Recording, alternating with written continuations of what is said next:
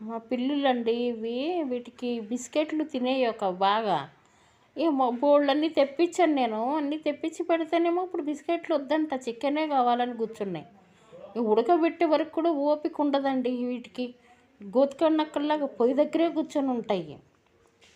ఇక వీడికైతే అసలు ఎంత కంగారంటే ఈ బండ నా కొడుక్కి వేడి వేడిదైనా తినేస్తూనే ఉంటాడు. కంగారు జంతువు అండి వీడు. ఇంక ఏం చేస్తామండి, ఇంకా వీడు ఇంత కంగారు పడిపోతూ ఉంటాడు.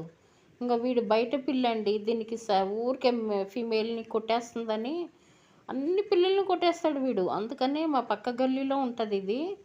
ఇంకా సర్జరీ చేయించిన పాపానికి ఇక రోజు వచ్చేస్తుంది పొద్దున్న సాయంత్రం 3 టైమ్స్ వస్తాడు. వీడు ఇష్టం వచ్చిన టైంకి వస్తాడు. తింటే వస్తే రాని తినేసి పోడండి. వేరే పిల్లల్ని తిననివ్వడు, కొట్టేస్తుంటాడు. ఫీమేల్స్ 2 క్యాట్స్ పాపం, ఒకటేమో మదర్ క్యాట్ ఒకటి ఉంది, ఇంకొకటి ప్రెగ్నెంట్ క్యాట్ ఒకటి ఉంది. అవి ఎప్పుడు చూడండి, ఇప్పుడు 3:30 అవుతుందా, వీడి భయానికి అవి రాత్రి 3-1 గంటకు వస్తాయి. చూడండి ఏ టైంకి వచ్చిందో, 3:30 వచ్చి ఏడుస్తే ఇంకా ఏం చేయాలి. ఇక లెగిసి ఆ టైంకి మళ్ళీ దానికి పాలన్నం, అది బిస్కెట్లు తిందు. పాలన్నం వేస్తే తింటుంది. ఎప్పుడు కడుపుతోటే ఉంటుందండి. ఇది ఎక్కడ ఉంటుందో ఏమో. ఇది ఎన్నిసార్లు పిల్లల్ని పెట్టి పెట్టి దీని ఆరోగ్యం ఖరాబ్ అవుద్ది. ఆ పిల్లల్లో ఏమో కుక్కలు బీకి చంపేస్తుంటాయి.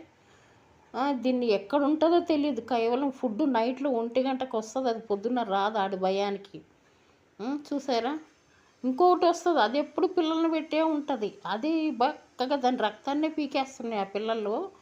దానికి ఆపరేషన్ చేయిద్దాంలే, ఏదో వీటి మట్టుకు ఒక్కటన్నా. ఇక్కడ ఎవరు యానిమల్స్ హేటర్సే ఉన్నారండి. అందుకే ఎక్కడెక్కడి నుంచో వస్తాయి. ఇప్పుడు మా ఇంటికి దాదాపు 10-11 పిల్లులు, మా ఇంట్లోనే 7 ఉన్నాయా, బయట 4 పిల్లలు వస్తాయి. ఇంకా ఒక కుక్క ఒకటి తగులుకుందండి. దానికి పెడితే ఇంతకుముందు కుక్క మీద ఏడిస్తే ఆ పీపుల్స్ వారికి బాగాలేదని ఇస్తే వాళ్ళ దొంగ మొహాలు చంపేశారు.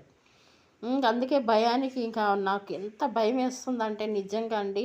నోరులేని జంతువులు ఒక ముద్ద పెడితే ఇక దొంగగా తీసుకెళ్ళి దీనికి కాళ్ళు వేసి రావాల్సి వస్తుంది నైట్లో, ఇద్దరు మానుకుని. నా